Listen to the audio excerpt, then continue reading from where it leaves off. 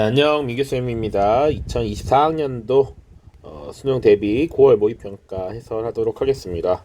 자, 20문제 여러분들 풀면서 어땠는지 궁금합니다. 자, 기본적으로 매번 나오는 패턴으로 이제 나오기 시작한다. 전근대, 선사시대부터 조선 후기까지 6문제, 개항기에서 5문제, 그리고 일제강점기, 그리고 독립운동사에서 5문제, 광복 이후 이 대한민국 정부 수립 과정 그리고 정부 수립 이후 합쳐서 4문제가 나옵니다.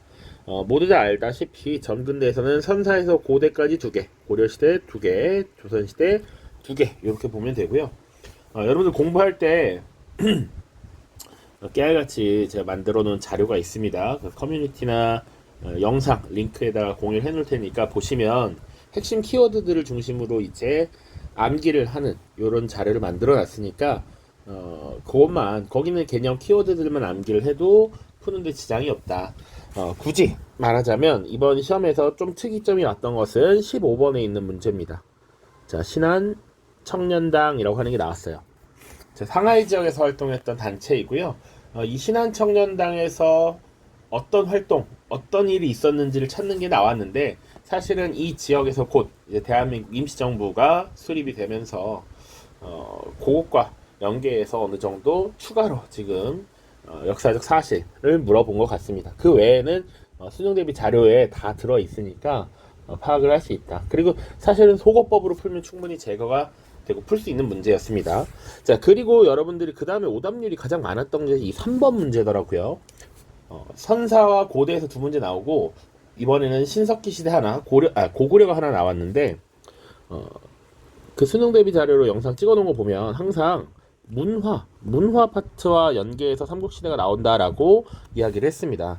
태학은 유학교육과 관련된 부분이니까 요거 자료에도 꼭 들어가 있습니다.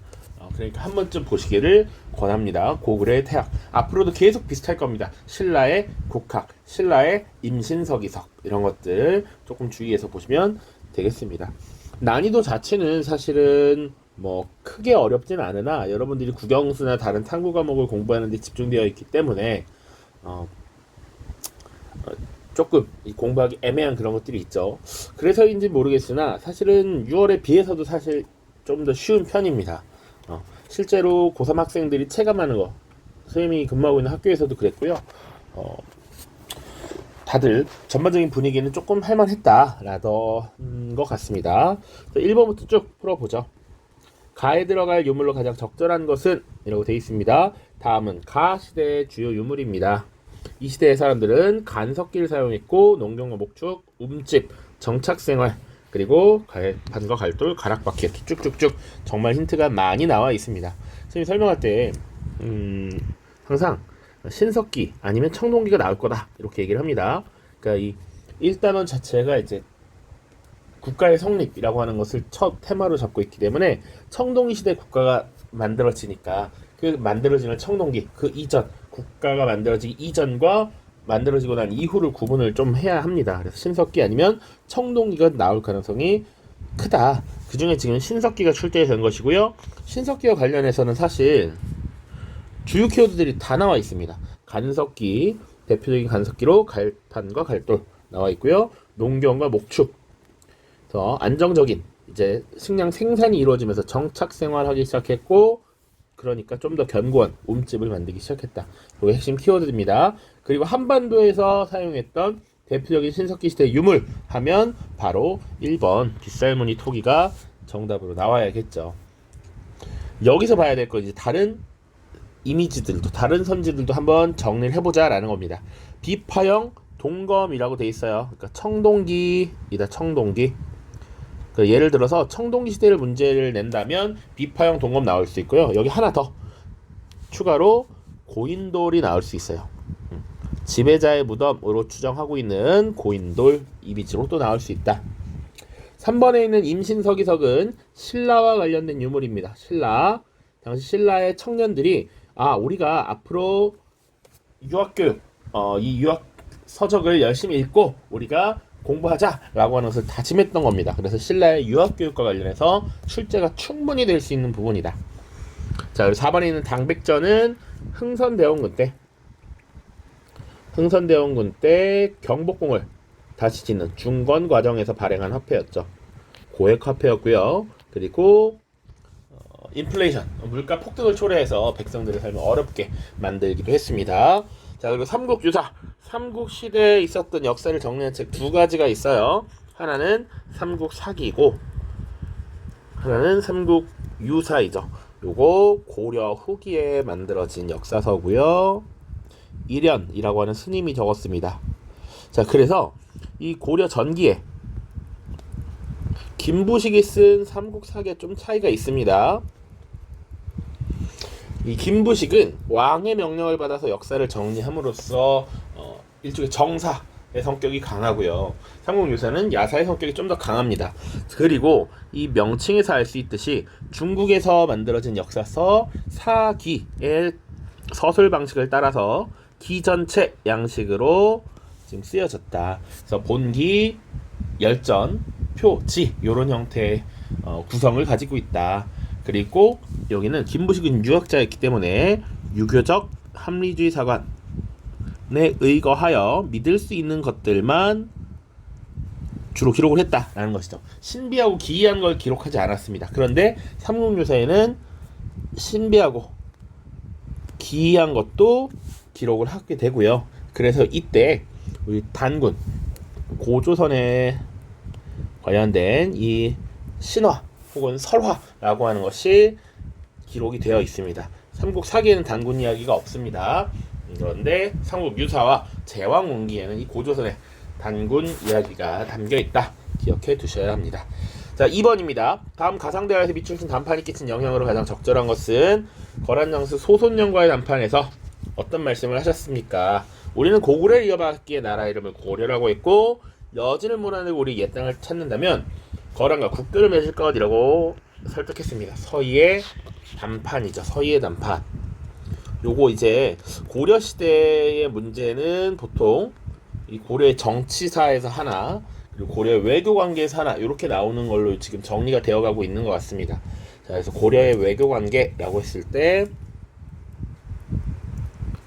거란과의 관계, 그리고 여진과의 관계, 그리고 13세기 몽골의 침입 이렇게 볼 수가 있잖아요. 시기적으로는 10에서 11세기, 여진이 12세기, 그리고 몽골이 13세기가 됩니다. 자, 그래서 거란과 관련해서 사실은 침입이 1차, 2차, 3차가 있었는데 우리가 출제가 될 수 있는 건 1차와 3차입니다. 1차와 3차. 그래서 1차, 지금 서희의 단판, 그리고 단판을 통해서 강동 육주 획득이라고 하는 것이 핵심 키워드로 나올 수 있죠. 자, 3차 때는 사실은 강감찬, 귀주 대첩 이런 것들을 볼 수 있습니다. 그리고 여진과의 침입에서는 윤관이라고 하는 인물이 별무반을 설치한 것, 이런 것들 기억해 두시면 좋고요. 몽골과의 침입은 정말 할 게 많습니다. 몽골이 여러 차례 침입을 해왔고 당시 집권자였던 최우의 주도로 강화도로 천도했죠. 수로 옮겨서 저항을 하려고 했습니다. 자, 그리고 나서 약 40여 년 동안 저항을 하다가 결국 수도 개경으로 다시 돌아오게 되고 몽골과 강화를 체결하는데 그때 저항했던 삼별초라고 하는 무신집권의 사병 집단들이 끝까지 남아서 버텼다. 이런 것들 기억하시면 되겠습니다. 자, 그래서 어쨌거나 밑주신 단판이 끼친 영향이라고 하면 바로 강동 육주의 확보라는 거 바로 나올 수 있어야 합니다. 서희 단판, 강동 육주, 강감찬, 귀주 대첩, 윤관, 별무반 이런 식으로 쭉쭉쭉 키워드 잘 가지고 계셔야 합니다. 자, 1번 후삼국이 통일된 것은 고려의 시조, 태조, 왕건이죠. 고려의 태조입니다. 대가해가 병합되었다. 이거는 이제 신라와 관련된 것이 나오면 선지로 충분히 나올 수 있습니다. 진흥왕 때고요. 한성조약이 체결되었다. 요거 갑신정변이라고 하는 사건과 관계가 있습니다. 갑신정변. 그리고 사비로 천도를 했던 것은 백제의 성왕이 되겠죠.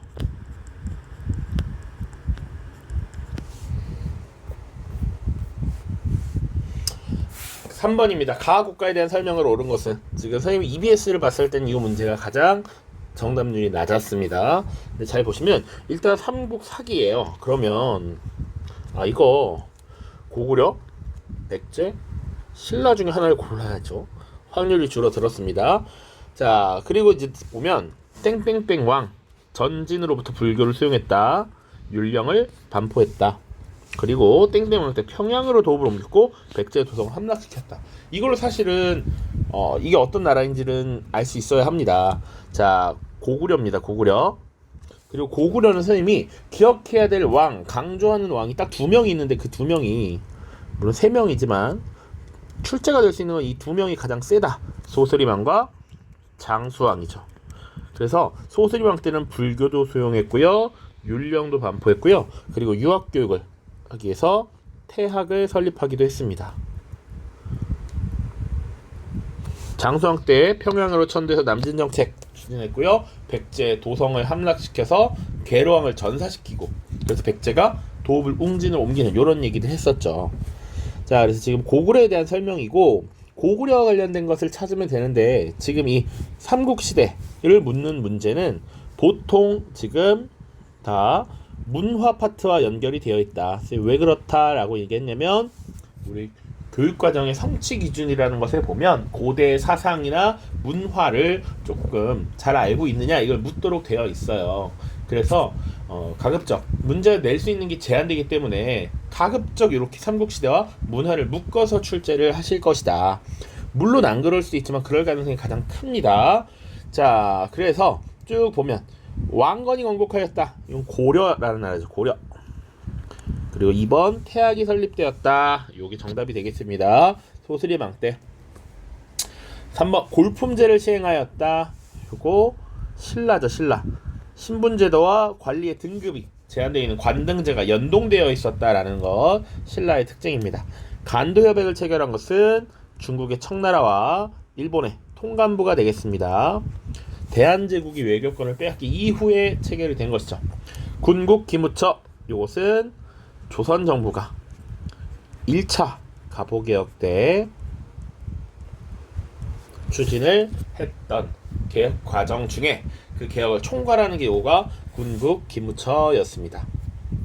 4번입니다. 가에 들어갈 내용으로 가장 적절한 것은 자, 고려 제4대 국왕의 정책을 조사하고 메모지에 작성하여 붙여봅시다. 자, 선생님이 이 부분을 영상으로 찍었을 때 딱 2개 기억하면 연동하면 된다라고 했어요. 그 중에 하나가 바로 과거제 도입이라는 거 기억을 반드시 해야 됩니다. 과거제 도입. 자, 그 외에도 사실은 이참에 잘 봐두면 좋아요. 공신과 호족 세력을 숙청했다. 고려라고 하는 나라가 태조 왕건 이래로 호족들을 품기 위해서 태조 왕건이 엄청나게 많은 부인을 뒀다. 그 부인들이 낳은 자식들이 왕이 쟁탈전을 벌이기도 하고 호족과 세력 다툼들이 많이 벌어졌기 때문에 이런 세력들을 한번 정리를 해주었다. 그리고 관리들의 복장을 정해서 위계, 서열을 잡아두는 이런 모습들을 보였고요. 그리고 연호를, 독자적 연호를 사용하기도 했다라는 것이죠. 그리고 가에 들어갈 내용은 뭐냐 이거야. 그런데 우리 심플하게 진짜 최소한으로 공부할 때는 과거제 도입, 고려 4대 국왕, 광종이란 말이지. 광종. 광종하면 핵심 남들과는 다른 2가지 과거제와 노비 안건법이라고 하는 것 기억을 꼭 해야 된다라고 말씀을 드렸어요. 그래서 이 호족 세력들, 공신 세력들을 약화시키기 위한 조치 중에 하나가 노비 안건법이었어. 왜? 강제로 억울하게 노비가 된 사람들을 다시 양인들로 돌려주는 것이었기 때문에 보통 강제로 노비를 만든 이 공신들, 호족들의 세력을 약화시키기 위함이었다. 그래서 정답은 3번이 되겠습니다. 자, 회사령 제정 이거 최근 경영에서 처음 나온 선제예요. 회사령을 폐지한 적은 한 것은 나왔어요. 요거는 일본이 식민지 조선을 통치할 때 1910년대에 마음대로 회사를 짓지 못하게 하기 위해서 산업을 통제하기 위해서 회사를 설립할 때 허가를 받도록 하는 것이 회사령이었습니다. 1910년에 제정이 되어 사군육진을 개척한 것은 조선의 4대왕 세종이고요. 오경 15부 62주 요거 자주 나오는 선지입니다. 발해. 그리고 한성사범학교 가보개혁인데 가보개혁 중에서 2차입니다. 2차. 근대적 교육, 근대적 학제를 마련하게 돼서 교육입국조서라는 걸 발표된 이후 한송사범학교가 설립이 되죠. 5번입니다. 미추증 그에 대한 설명으로 옳은 것은 자 1388년 위화도 해군 이거 주도한 거 바로 나와야 돼 사실. 자 그리고 쭉 보면 고려는 명나라가 천령 이북의 영토를 빼앗으려 하자 요동정벌을 시도했다. 자 그러나 사불간론을 내세워 요동정벌에 반대하던 그는 위화도에서 회군을 단행했고 개경으로 돌아서 최영을 체포하고 오왕을 퇴위시키는 등 권력을 장악하였다. 이후에 이 사람이 바로 조선을 건국하게 되는 것이죠. 1번이 되겠습니다. 그는 바로 이성계라고 하는 인물이고요. 조선의 건국자 태조가 되는 인물이죠. 태조 이성계입니다. 자 2번 노급을 폐지하였다. 노급을 폐지하고 전식과를 지급했던 전식과가 아니죠. 관료전을 지급했던 국왕이 신문왕입니다. 신라의 통일 직후 이제 왕권의 강화, 왕권의 전제화를 달성하려 했던 신문왕. 그리고 신라. 그리고 마한을 복속하였다. 요거는 근초고왕입니다. 근초고왕. 어느 나라의 왕? 바로 백제입니다. 백제. 치안유지법을 시행하였다. 요거는 일제가 식민지 조선을 통제하기 위해서 제정한 법입니다. 당시 1920년대에 이 식민지 조선에도 사회주의가 유입되고 이 반제투쟁, 반제국주의 투쟁, 반일투쟁이 활성화되니까 그런 사람들을 억압하기 위해서 만들어진 제도가 치안유지법이었다. 그리고 통리기무함을 설치는 조선의 초기개화 정책 1880년에 추진된 초기개화 정책을 총괄하는 기구가 통리기무함원입니다. 다음 6번 보시죠. 가에 들어갈 내용으로 가장 적절한 것은 조사 주제를 쓰는 거야. 이런 문제가 조선 후기에 주로 나올 가능성이 높습니다. 조선 후기. 근데 9월에 이렇게 나왔으니까 수능에는 이렇게 안 나올 것 같고요. 여기 있는 내용들을 잘 암기를 하시는 게 좋지 않을까. 그리고 여기 빠져 있는 게 대동법이 빠져 있습니다. 대동법까지 세트로 해서 대동법, 공인의 성장 이렇게 기억을 같이 해서 조사 주제를 정해야죠. 모내기법의 확산이라든지 상품작물의 재배가 확대됐다든지 사상이 성장했다든지 민영수공업 발달, 선대제 등장, 상평통보의 전국적 유통 이런 것들을 포괄하는 주제는 뭐냐? 바로 3번 조선 후기 상품화폐 경제 발달입니다. 선생님이 수능 대비 자료를 만들 때 요거 굉장히 강조했습니다. 조선 후기 상품화폐 경제 발달, 조선 후기 신분 질서의 동요, 조선 후기 서민 문화의 발달. 그래서 지난 6월, 9월에 경제와 사회가 나왔으니까 사실은 서민 문화의 발달이 나올 가능성이 높아 보이는데 확언을 할 수 없고요. 그 가능성이 높다. 아니면 경제가 그래도 많이 출제되었으니까 대동법, 공인의 성장 나올 수 있고요. 혹시나 추가로 하자면 모내기법이 확산되면서 노동력이 절감되어 광작이 가능해졌다라는 것. 그리고 또 빠져있는 거 광산 전문 경영인, 광산 경영 과정에서 전문 경영인인 덕대가 등장하였다. 이런 내용들 같이 좀 기억해 두시면 좋을 것 같아요. 선생님 그러면 다른 주제는 나올 가능성이 낮나요? 낮아 보입니다. 자, 그래도 조금 보면 신라말 호족 세력의 등장이라고 했을 때 예를 들어 장보고 같은 인물은 또 추가로 언급이 될 수 있고요. 그 외에 후 고구려와 후백제를 만든 견훤, 그리고 궁예, 혹은 나올 가능성이 거의 없다고 생각했지만 양길, 기헌 이런 인물들이 나오면 이렇게 등장이 될 수도 있습니다. 원간섭기 권문세족의 등장 나올 가능성이 없다. 고려시대는 문벌사회의 동료라고 해서 이장에 변한 묘촌의 서경천노노 이렇게 등장할 수는 있습니다. 자, 개항 이후의 열강의 이권 침탈, 이거는 혹시 각국 지도를 주고 이 나라는 삼림체벌권, 이 나라는 금광채굴권 이런 것들이 나올 수도 있어요. 철도부설권 가능성은 낮다고 보입니다만 그래도 기억해두자. 일제 식민통치와 경제수탈, 요거 충분히 나올 수 있는 주제라고 생각이 됩니다. 자, 정리를 그래도 해봅시다.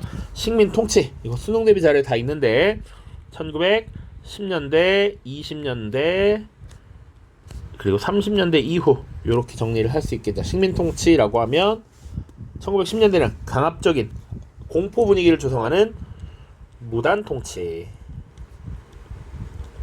20년대는 소위 지들이 말하기를 문화통치라고 했죠.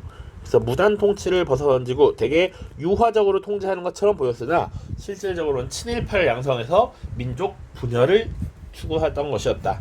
그리고 30년대 접어들면 이제 일본이 대공황 이후에 이런 어려움을 타개하기 위해서 전 세계를 대상으로 전쟁을 벌이기 시작합니다.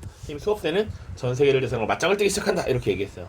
그래서 이 식민지 조선인들을 완벽한 일본인으로 만들어서 일본의 전쟁에 투입시키기 위한 그런 민족 말살 통치가 이루어졌다.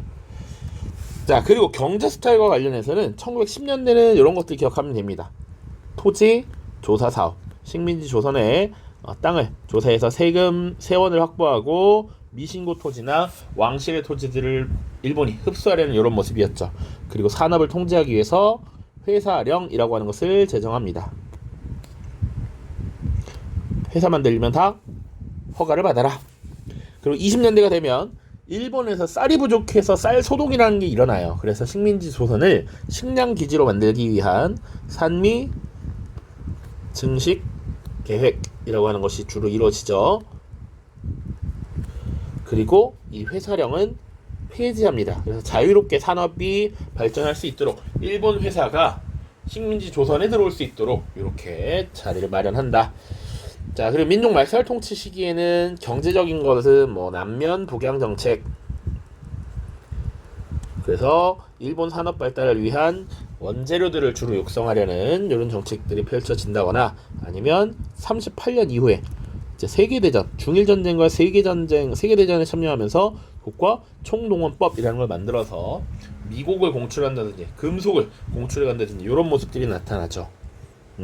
이런 것들을 조금 기억해 주시면 되겠습니다. 이렇게 보시면 되겠네요. 자, 그래서 일제 식민통치와 경제 스타일, 일제강점기와 독립운동사 파트에서 나올 수 있는 주제입니다. 자, 7번입니다. 밑줄 친 이조약의 체결 배경으로 가장 적절한 것은 이조약이 뭔지 봐야 되는데 보빙사절단 미국 대통령을 만나다. 자, 그래서 이 조약 체결 후 미국의 공사 외교관이 온 것에 대한 답례로 파견되었다. 이 얘기 정말 많이 수업 때 했던 겁니다. 거중조정, 관세부가, 영사재판권 등에 관한 조항이 포함된 이 조약. 그럼 이 조약의 체결 배경이래.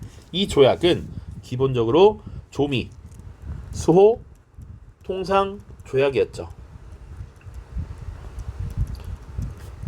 1882년이었고요. 자료 맨 밑에 나와 있지만 조선이 서양과 처음으로 체결한 조약이었습니다. 그럼 이 조약을 왜 체결하게 되었냐라는 것이죠. 자, 조미수호 통상 조약의 배경에는 당연히 이거 많이 강조했던 내용인데 조선 책략이 소개된 것이죠. 자, 조금만 그래도 정리를 하자면 1876년에 강화도 조약이라는 걸 체결했고요. 그리고 나서 이제 본격적으로 우리가 항구를 열고 외국과 교류를 하기 시작합니다. 자, 우리도 나름 이제 서양의 여러 나라들이나 일본처럼 발전을 해야겠는데 우리가 아직 시도해본 적이 없으니 남들은 어떻게 하고 있는가를 보기 위한 사절단을 파견하죠. 그래서 수신사라고 하는 일본의 사절단을 파견하고요. 그리고 청나라에는 영선사라고 하는 것을 파견합니다. 자, 그런데 그 중에서 수신사 중에서도 2차 수신사로 파견되었던 김홍집이라고 하는 인물이 다녀오면서 웬 책 하나를 들고 들어옵니다. 그 책의 제목이 바로 조선 책략이었다. 조선 책략. 조선이 정책적으로 취해야 될 전략이라는 의미예요. 그래서 이 책의 주요 내용은 뭐냐면 지금 한반도 북부에서 이 조선과 국경을 맞대고 있는 나라는 중국, 청나라였는데 새롭게 지금 러시아라는 나라가 국경을 맞대기 시작했습니다. 1860년부터 원래 여기 청나라가 있고 조선이 있는데 여기 러시아라는 나라가 슬금슬금 이제 내려오기 시작해. 그래서 이 조선 책략은 원래 청나라의 외교관이 쓴 책입니다. 청나라의 외교관이었던 황준센이 러시아 세력이 이렇게 내려오고 있는데 조선은 그럼 전략적으로 어떤 정책을 펼쳐야 되느냐를 정리해놓은 책이야. 이 조선 책략의 내용에 뭐가 있느냐? 중국과 친하게 지내고 일본과 관계를 맺고 그리고 미국과 연합해야 된다, 연대해야 된다 이런 내용을 담고 있어요. 자, 그래서 일본이나 중국은 원래부터 교류가 있던 나라인데 새롭게 연미라고 하는 것이 등장했단 말이야. 러시아를 견제하기 위해서 연미해야 한다. 그래서 내부적으로 미국이 어떤 나라야? 미국이랑 지금 교류를 해야 된대 라는 그런 여론이 형성되기 시작했고, 그리고 중국의 권고로 사실상 이 조미소 통상조약을 체결하게 된 것이죠. 조선 책략 중요합니다. 충분히 나올 수 있는 문제였다. 자, 1번 임진왜란이 발발하였다. 조약 체결과 관계가 없죠. 시기적으로는 1592년 선조 때였습니다. 조선의 14대 왕 선조 때. 자유시 참변, 요거 항상 핫한 주제인데요. 1921년에 독립군들이 이동을 합니다. 소련의 자유시라고 하는 곳에 이동을 하는데, 당시 내전 중이었던 이 러시아 세력이 우리 독립군이 무장을 하고 있으니까 이 무장을 해제하도록 했어요. 그 무장 해제 과정에서 러시아군과의 충돌, 그리고 독립군 내부의 분열 이런 것들이 발생해서 일어난 사건, 독립군이 큰 피해를 본 사건이 자유시 참변입니다. 자, 그리고 브나로드 운동 1930년대 초에 지금 이제 문맹을 퇴치하기 위한 당시 동아일보 주도의 문화보급 문맹 퇴치 운동이었습니다. 브나로드, 민중 속으로라고 하는 의미의 러시아어예요. 그래서 이 지식인들이 농촌 곳곳에 들어가서 이 문맹들을 깨우치기 위한 이런 노력을 벌인 것이다. 정동행성 이문서가 폐지된 것은 고려의 공민왕 때가 되겠습니다. 공민왕. 8번 보시죠. 가나 사이에 들어갈 내용으로 가장 적절한 것은, 요거 충분히 나올 수 있는 문제입니다. 요거 계속 나왔어요. 저번 시험에도 나왔습니다. 자, 가 보시면 일본이 경복궁을 침범하자 전봉준이 반침략의 기체를 다시 공개하였습니다. 그러나 우금치 전투에서 패배했대요. 자, 전봉준 우금치 전투라고 하면 동학농민운동이고, 자, 동학농민운동 1차 전주하얗기 2차 구분을 해야 된다고 했습니다. 2차 때죠. 2차 때. 연도로는 갑오개혁이 추진됐던 1894년이에요. 1894년 10월 정도가 됩니다. 자, 나를 보시면 경운궁으로 돌아온 후 고종 국가의 위상을 강화하고자 했습니다. 연호를 광무라 정했고 황제 즉위식을 거행했습니다. 그리고 나라 이름을 대한제국이라고 정하고 선포를 했죠. 대한제국의 선포입니다. 자, 1897년이에요. 아관파천을 단행한 지 1년 뒤에 경운궁으로 돌아왔고, 그로부터 몇 달 뒤에 대한제국을 선포합니다. 그러니까 이 사이에 들어갈 내용을 고르래. 정답이 바로 등장하죠. 바로 1번 아관파천이 단행되었다.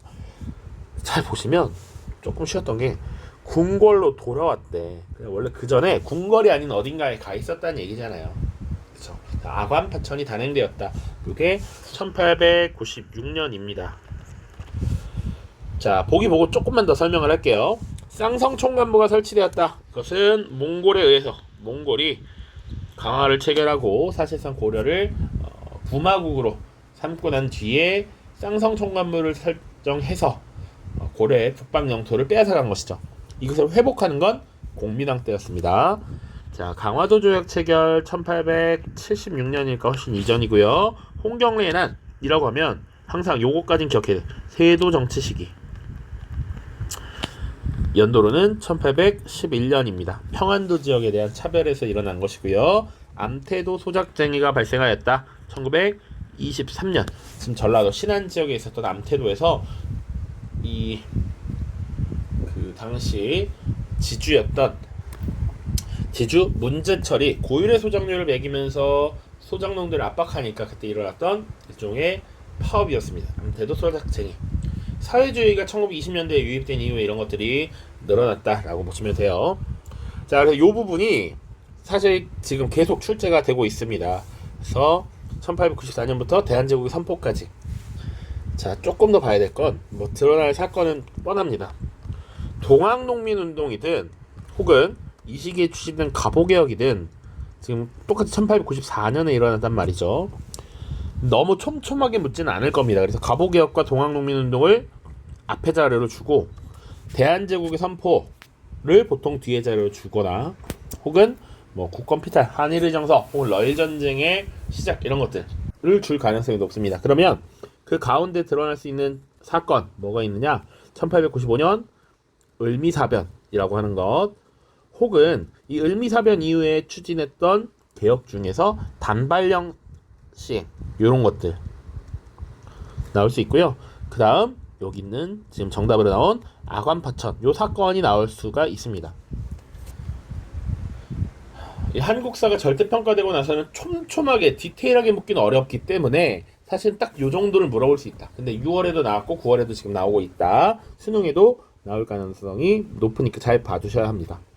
9번 보시죠. 밑줄 친 사건에 대한 내용을 옳은 것은 체험학습 1차 우정총국 이러면 사실 끝나버려야 돼. 잘 보면 김옥균 등 급진개화파가 우정총국 개국축 가연. 그래서 반대파 인사들을 제거하고 정권을 장악한 이 사건이 일어났다. 그럼 이 사건은 바로 갑신정변 그 키워드를 통해서 바로 파악이 가능해야 한다. 바로. 자, 갑신정변과 관련된 설명을 찾으면 됩니다. 정답 바로 1번 청나라 군대의 개입으로 실패하였다라는 것이죠. 당시 근대화 정책을 추진하는 과정에서 일어났던 사건 두 가지, 이모군란과 갑신정변, 이거 테마를 같이 해서 배웠습니다. 이모군란은 개화정책에 반대하는, 개화정책으로 인해서 피해를 봤던 구식군인들이 들고 일어나는 사건이었고, 갑신정변은 그 이후, 이모군란 이후에 청나라의 개입이 심해졌단 말이죠. 이 청나라에 대한 태도, 청나라의 간섭으로부터 벗어나려 했던 급진개화파 세력, 그리고 좀 더 화끈하게 개혁을 추진하고 싶었던 그 세력들이 온건개화파를 제거하고 새로운 나라를 만들어 보려고 했던 사건이었죠. 그래서 이 두 개를 같은 주제에서 다뤘었습니다. 두 사건 모두 청나라 군대의 개입으로 실패했죠. 자, 2번입니다. 공인이 성장하는 배경이 되었다. 이거 개혁이 아니라 대동법이라고 하는 제도의 시행이었죠. 광해군 때 처음 시행돼서 100년이 걸렸습니다. 3번 수선사 결사가 제창되는 원인이 되었다. 고려 후기. 50총선거가 실시되는 결과를 가져왔다. 이것은 1948년 최초의 선거였잖아요. 그러면 이건 뭡니까? 1948년에 기본적으로 당시 남북한 총선거를 유엔이 결정했고, 그러나 북한이 지금 소련의 영향을 받아서 당시 유엔의 이런 결정을 따르지 않아서 남한에서만 지금 단독적으로 선거가 시행된 것이죠. 자, 국가재건 최고회의가 설치되었다. 요 국가재건 최고회의라고 하는 박정희와 관련이 있습니다. 1961년에 5.16 군사정변이 일어난 이후 당시 이 군사정권이 들어서고 군사정권이 이 정치를 주도하고 최고 결정을 내렸던 기구가 국가재건 최고회의입니다. 벌써 30분이 지나서 좀 빨리 가겠습니다. 자, 가운동에 대한 설명으로 옳은 것은, 그래서 가상으로 만든 2만원 화폐 도안에 보면 가는 국민의 성금을 모아 일본에 진 국채를 갚고자 김광재, 서상돈 등의 제의로 대구에서 시작되었습니다. 자, 국채를 갚자. 국채 보상 운동이죠. 자, 사실 이거 너무 많이 나와서 이거 당연히 기출문제 보면 바로 이렇게 찍어야 합니다. 대한매일신보 등 언론의 지원을 받았다. 키워드 대구, 국채, 혹은 기억하려면 김광재, 서상돈까지 기억해 두시면 좋고요. 혹은 대한제국이 당시에 진 빚 1,300만원을 갚자, 뭐 이런 키워드도 등장을 할 수는 있어요. 지금껏 정답은 항상 대한매일신보 등 언론의 지원을 받았다 라고 나왔습니다. 자, 1번 집강소를 설치했다. 이거 동학농민운동과 관련된 것이고요.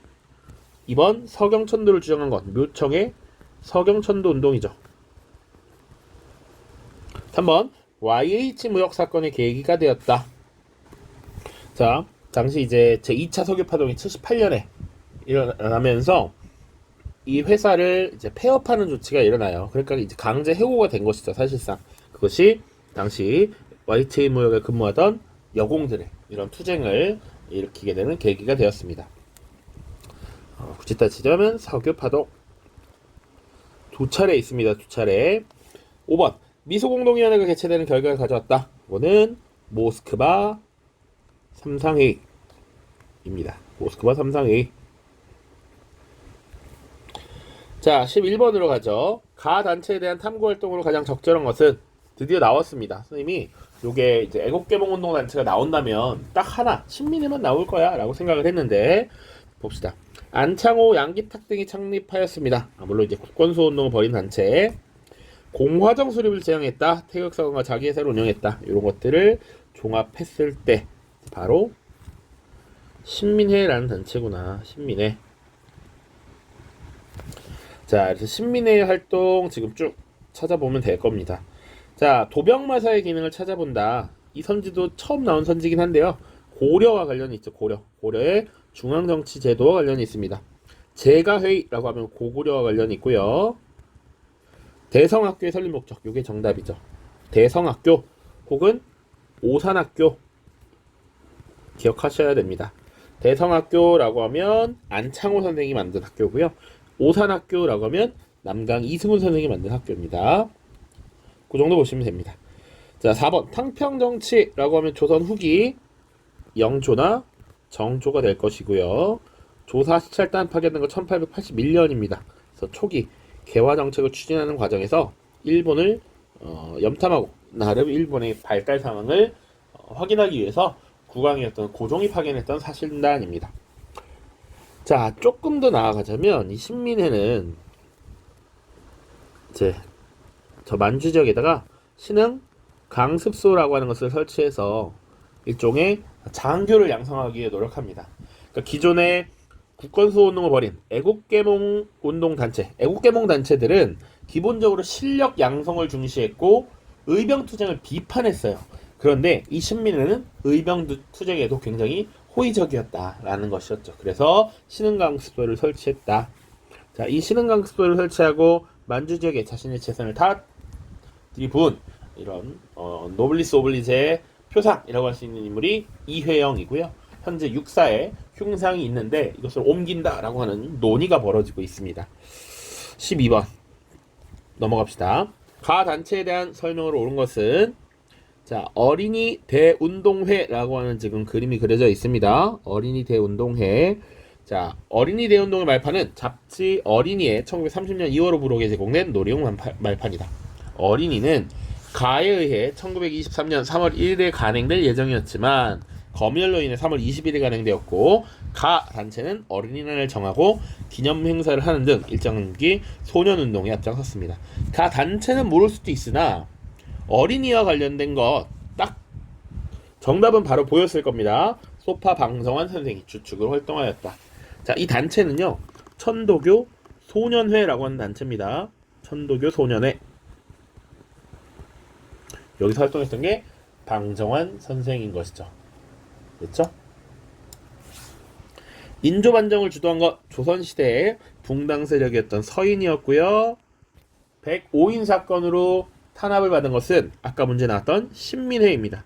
기억을 해주세요. 신민회 105인 사건으로 탄압받았다. 부마 민주항쟁에 참여했다. 이거는 박정희 정부 때입니다. 1979년. 그리고 5번 조선혁명 선언을 활동 지침으로 삼은 단체는 의열단이라고 하는 단체입니다. 이 의열단도 출제가 잘 되는 주제인데 이번 시험에 출제가 안 됐습니다. 다음 시험에 나올 가능성이 높아 보인다. 자, 13번입니다. 밑줄친 나에 대한 설명을 옳은 것은 인물을 묻고 있어요. 한인애국당 결성을 주도한 나는 윤봉 일군을 홍커공원을 보냈다. 그 전에 도쿄에서 이봉창 군이 일왕 제거를 시도했다. 한인애국단이라는 주제를 물어보고 이것을 결성한 것은 누구냐? 바로 김구 선생님이죠. 자, 이 대한민국 임시정부가 만들어지고 나서 여러 활동을 했습니다. 1919년에 임시정부가 수립되고 쭉 활동을 했으나 사실은 눈에 띌 만한 성과를 거두지 못했어. 그래서 독립운동을 벌였던 여러 이 민족 독립운동가들이 국민대표회의라는 걸 열면서 임시정부 어떻게 할 것인가 이런 것에 대한 대토론을 벌였단 말이죠. 그리고 사실은 임시정부가 사실 굉장히 약해졌습니다. 독립운동가들이 이탈하면서 약해졌고 이 독립운동 세력들이 뿔뿔이 흩어지는 와중에 임시정부를 끝까지 지켜나갔던 인물이 김구이죠. 김구. 자, 이 김구가 어쨌건 임시정부를 다시 활력있게 만들기 위해서 다시 활성화시키기 위해서 만들었던 것이 한인 애국단이었습니다. 그래서 이봉창, 윤봉길 의거가 일어나고 그 이후에 대한민국 임시정부가 중국 정부의 지원을 받아서 적극적으로 활동되고 독립운동의 구심점으로서 다시 역할을 할 수 있게 되었습니다. 자, 그래서 김구 선생에 대한 설명을 찾으면 됩니다. 1번 별무반을 편성했다. 고려시대 윤관이죠. 윤관. 유경공원을 설립하였다. 이거는 조선 정부에서 세웠습니다. 근대화 정책 과정에서 고위관료의 자제들에게 근대학문과 외국어를 가르치는 교육기관이었다. 유경공원. 그리고 시무 28조를 건의하였다. 이건 고려의 최승로가 되겠죠. 성종때입니다. 성종때. 그리고 전국각제 척화비를 건립한 것은 흥선대원군이고요. 5번 대한민국 임시정부에서 활동하였다. 이게 정답이 되겠죠. 이 한인애국단은 임시정부와 깊은 관련이 있습니다. 요거 반드시 갖고 있어야 해. 지금 난맥상, 활동상의 난맥상을 겪던 임시정부를 다시 활성화시키기 위하여 만든 것. 이라고 보시면 됩니다. 14번 가에 들어갈 내용으로 가장 적절한 것은 자, 순종의 장례일에 맞춰 일어났어. 천도교 계열 민족주의자들, 사회주의자들, 학생단체가 함께 계획했어. 요게 힌트거든요. 요거 지금 요것도 주제를 보면 60만세 운동입니다. 60만세 운동. 그 순종대비 자료에도 자세히 나와 있지는 않지만 순종의 장례, 순종의 죽음을 기점으로 일으켰다라고 나와 있어요. 그래서 요거 조금 구분해야 되는 게 우리 가장 더 잘 나오는 주제는 사실 3.1운동이죠. 3.1운동은 1919년에 60만세 운동은 1926년에 있었는데 요거는 고종의 장례를 그리고 여기는 순종의 장례를 맞춰서 일어났고 저항했던 운동이다. 자, 그리고 요거 추가해놓으면 되겠죠. 천도교 계열의 민족주의자 그리고 1920년대에 들어서 사회주의자들이 유입됐어. 그리고 학생단체들이 함께 계획했고요. 이 60만세 운동을 벌이고 나서 민족주의 세력과 사회주의자 세력들이 지금 힘을 합쳐서 이런 걸 했단 말이지. 그러니까 힘을 합쳐서 할 수 있겠구나. 신간회라는 단체가 바로 만들어지는 건 아닙니다. 다만 우리가 민족의 독립을 위해서는 민족주의, 사회주의 할 것 없이 힘을 합쳐서 할 수 있구나라는 것을 느끼게 된 계기가 되었다라고 보통 봅니다. 그래서 이 이후에 1927년에 신간회라고 하는 단체도 만들어지더라. 실제로는 60만세 운동이 이번에 출제됐지만 신간회나 혹은 3.1운동이 더 출제될 가능성은 높겠다. 자, 원산 총파업의 영향. 그 1929년에 있었던 원산부대 당시 석유 회사였던 석유 회사에 근무하던 노동자들이 일으킨 파업이거든요. 1929년 사회주의자들의 영향을 받은 노동자들의 총파업이었습니다. 그래서 각국 사회주의자들의 격려 전문을 받기도 하고요. 그것이 바로 원산 총파업이었다. 자, 60만세 운동의 전개 바로 정답이 되겠죠. 자, 국민대표회의의 배경 1923년 아까 전 문제에서 얘기했지만 임시정부의 활동이 성과가 크게 나지 않아.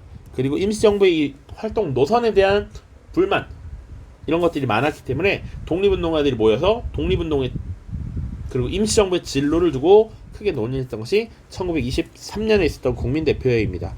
그래서 이때 임시정부 이제 끝났다. 새로운 단체를 만들고 활동해야 한다라고 했던 창조파. 그리고 아니야.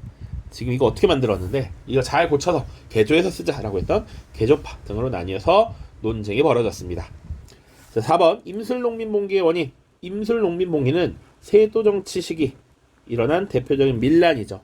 홍경래란과 항상 세트로 기억하셔야 돼. 세도정치 시기 이 매관매직을 비롯한 정치적 문란 탐관오리의 이런 수탈 이런 것들을 저항하면서 들고 일어났던 것이 홍경래난과 임술농민봉기이다.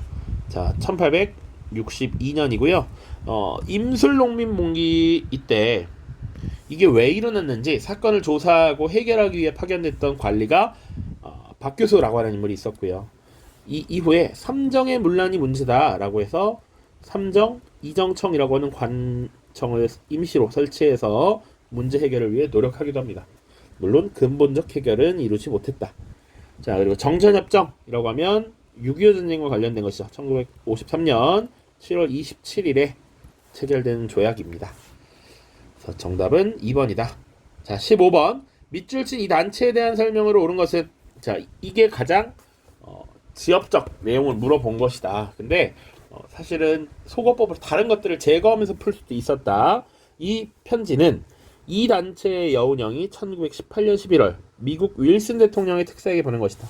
여운형은 편지에서 억압 통치에 놓여 있는 한국인들의 호소에 귀 기울여달라고 요청했다. 상하이의 독립운동가들이 설립한 이 단체는 윌슨의 민족 자결주의 제창을 계기로 독립운동을 전 세계에 알리고자 하였고, 또한 김규식이 독립을 요구하는 외교활동을 펼치도록 하였다. 자, 내신에서는 이거 당연히 자세하게 다루죠. 근데 수능에서 사실은 이것이 나올 거라고는 조금 생각하기 어려웠던 것 같습니다. 이 단체는 신한청년당이라고 하는 단체입니다. 상하이에서 활동했고요. 여러 활동을 벌였는데 대표적인 거 이거죠. 김규식이 지금 파견되어서 독립을 요구하는 외교활동을 벌였다. 자, 그래서 이 상하이 지역에서 사실은 1919년에 대한민국 임시정부가 수립되잖아요. 그래서 이 김규식을 임시정부의 외무부장으로, 지금의 외교부 장관으로 임명을 해서 그 활동에 뭐랄까 더 권위를 높여주는 이런 모습을 보여요. 그래서 지금 신한청년당이라고 보시면 되겠고, 보기를 보시면 만민공동회를 개최하였다. 이건 이미 우리가 잘 알고 있는 선지라고 생각이 됩니다. 독립협회이고요. 2번 황무지 개관권 요구를 저지하였다. 이것은 1904년에 만들어졌던 보안회라고 하는 단체입니다. 애국개몽운동 단체 중에 하나였죠. 그리고 정답이 3번이에요. 파리강화회의에 대표를 파견하였다. 자, 이때 파리강화회의에 대표를 파견한 것이 바로 김규식입니다. 김규식을 파견했고, 이때 파견한 김규식을 임시정부의 외무부장으로 임명하게 돼요. 나중에 그렇게 기억하시면 됩니다. 3번이 정답이다. 4번 동학교조의 신원운동, 당연히 동학 세력이겠죠. 동학 세력들. 5번 고종의 강제퇴위 반대운동으로 해산되었다. 요것은 대한자강회라고 하는 단체입니다. 대한자강회 1906년에 설립된 단체입니다. 1905년에 헌정연구회라는 게 있었고, 이 헌정연구회가 해산된 이후 그 인물들이 추측이 돼서 다시 만든 것이 대한자강회다. 자, 16번 보시죠. 밑줄 친 이 시기에 있었던 사실을 옳은 것은 일제강점기의 통치 방식, 요거 가장 많이 나오는 것 중에 하나죠. 금속류 공출, 일제는 중일전쟁을 일으키고 침략전쟁을 확대하던 이 시기에 공출제도를 실시다. 이런 것들. 자, 요 시기는 이제 막바지잖아요. 중일전쟁이 1937년부터 있었던 전쟁이고, 그리고 나서 사실은 1941년에는 드디어 미국과 태평양 전쟁을 벌이게 되죠. 2차 세계대전의 전범으로서 일본이 짜잔 하고 등장을 하게 되더라. 자, 이 시기는 아까 한번 정리를 했습니다. 민족 말살 통치 시기였고요.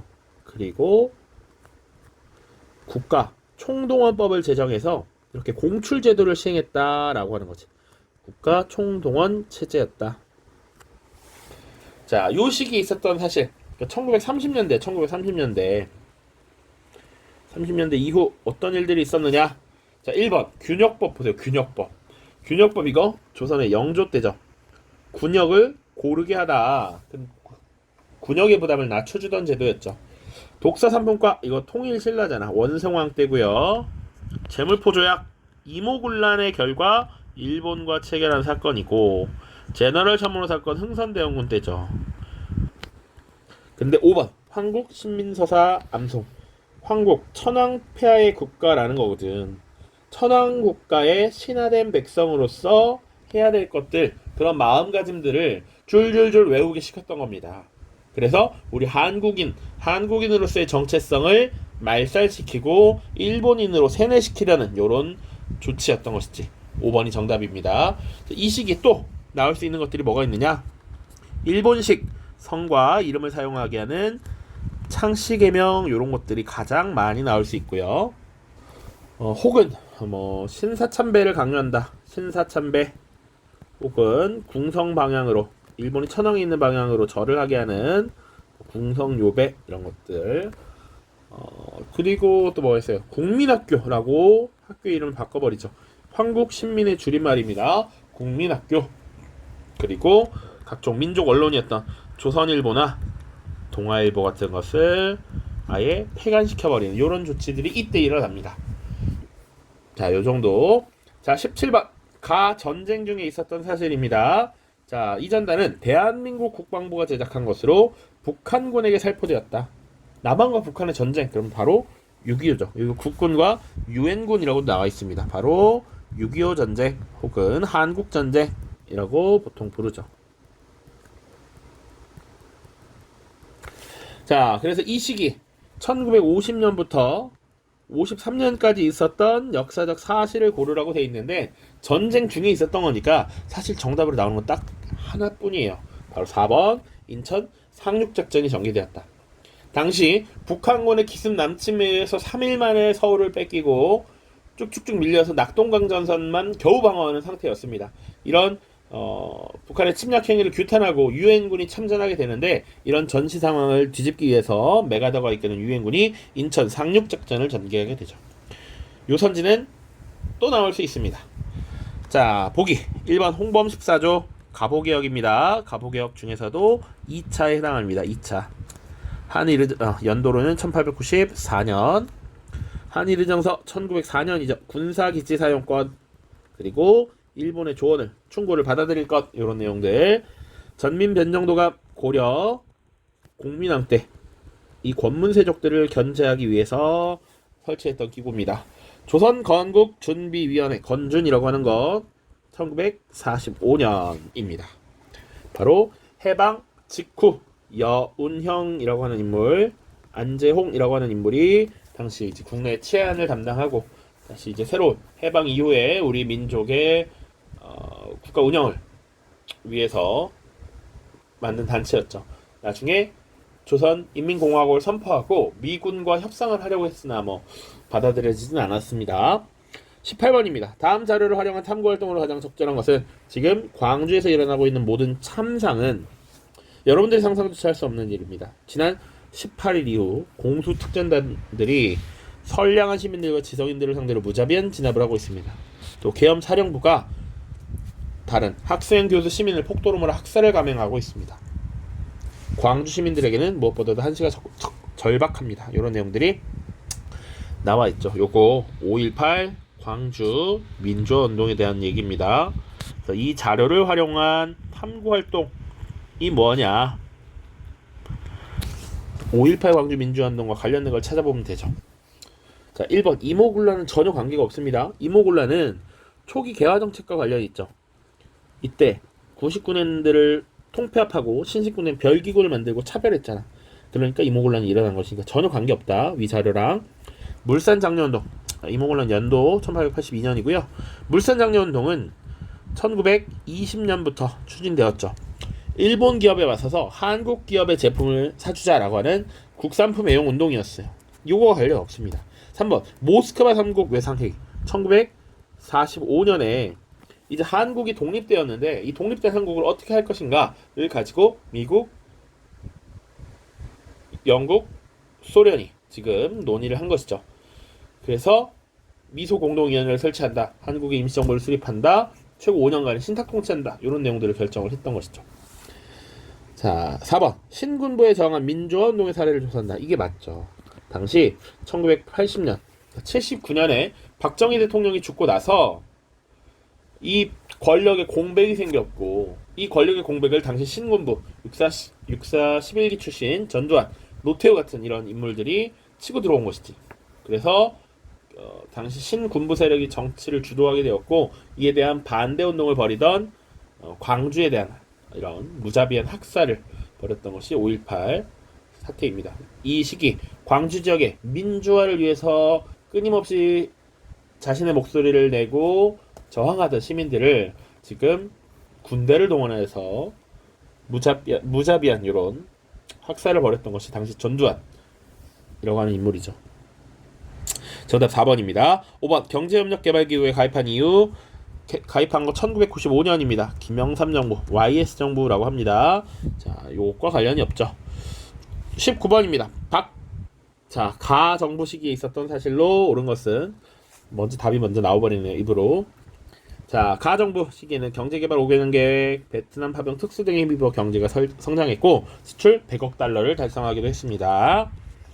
하지만 전태일 분신 사건에서 알 수 있듯이 노동자는 낮은 임금과 열악한 노동 환경으로 고통받았고 도시와 농촌 간 소득 격차 문제가 나타났습니다. 경제 성장의 빛과 그림자라고 함이고 박정희 정부 때죠.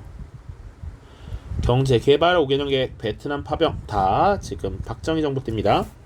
박정희 정부 시기에 있었던 사실을 찾으면 됩니다. 자, 지게가 발급되었다. 이거 자주 나오는 선지죠. 대한제국 시기에 있었던 광무개혁이죠. 광무개혁. 2번 제헌헌법이 제정되었다. 요거 1948년 50총선거 이후에 7월 17일이잖아요. 정부 수립 이전입니다.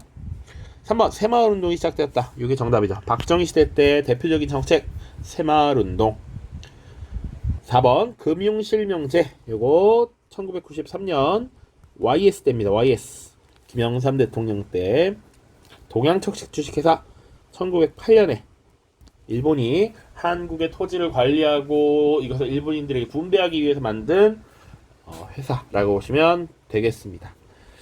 마지막입니다. 마지막은 보통 통일과 관련된 문제가 나온다. 남북 관계에 관한 거. 밑줄 친 합의서를 채택한 시기를 연표해서 고른 것이냐. 남북 고위급 회담에서 서명된 합의서라고 나와 있습니다. 쭉쭉쭉쭉 읽고 석 달 전에 남북한의 유엔 동시가입이 있었다. 그리고 이에 이은 이번 합의서의 서명은 한반도 문제 해결과 민족 통일을 향한 여정에 획기적인 이정표를 세운 것이다 라고 나와 있어요. 자, 요거 보시면 남북한의 유엔 동시가입 그리고 남북 고위급 회담에서의 합의라고 나와 있죠. 그러니까 지금 이 남북 관계 관련해서는 딱 요렇게 나올 수 있다. 1972년 박정희 정부 때, 1991년 노태우 정부 때, 그리고 2000년에 김대중 정부 때, 그리고 뭐 추가로 나온다면 나올 가능성이 적지만 노무현 정부 때 이렇게 나올 수 있습니다. 자, 그래서 지금 남북한 유엔 동시가입 남북 기본 합의서라고 하는 거 91년이죠.